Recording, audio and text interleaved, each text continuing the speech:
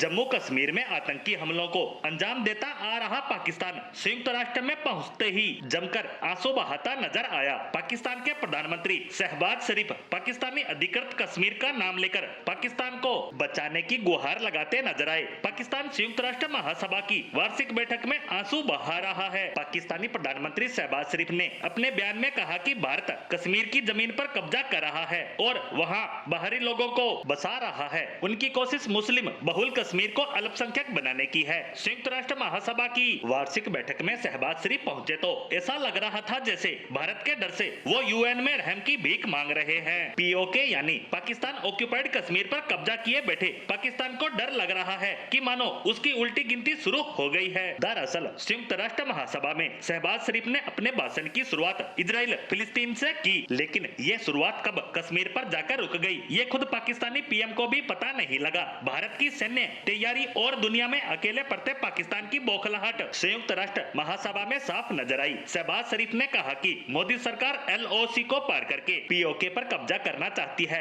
उन्होंने कहा कि चिंता की बात तो ये है कि भारत सैन्य विस्तार में लगा है, जिनकी तैनाती खासकर पाकिस्तान के खिलाफ की गई है। भारत अपने युद्ध सिद्धांतों में परमाणु हमले के तहत हमला और सीमित युद्ध चाहता है। बिना सोचे समझे भारत ने शासन के लिए आपसी रणनीतिक संयम के लिए पाकिस्तान के प्रस्तावों को ठुकरा दिया। भारत अक्सर नियंत्रण रेखा को पार करने और आजाद कश्मीर पीओके पर कब्जा करने की धमकी देता आ रहा है। शहबाज शरीफ ने गिदड़ भभकी देते हुए टेबल पीटकर कहा कि अगर भारत ऐसा करता है तो पाकिस्तानी सेना निर्णायक कार्रवाई करेगी। तालिबान से बुरी तरह से पिट चुकी और लगातार मारी जा रही पाकिस्तानी सेना का हवाला देकर पाकिस्तान भारत को डराने का प्रयास कर रहा था, लेकिन उसका दर्द उनके शब्दों में झलक रहा था और वो भी इसलिए क्योंकि लगातार हर साल संयुक्त राष्ट्र महासभा की वार्षिक बैठक में भारत के कश्मीर पर बोलने वाला पाकिस्तान का कथित दोस्त तुर्की इस बार कश्मीर का नाम लेना ही भूल गया। तुर्की के राष्ट्रपति एर्दोगन का भाषण सिर्फ इजराइल और फिलिस्तीन पर ही टिका रहा, जो 2018 से ही कश्मीर राग अलापता आ रहा है और यही दर्द पाकिस्तान के बयान से साफ झलक रहा था,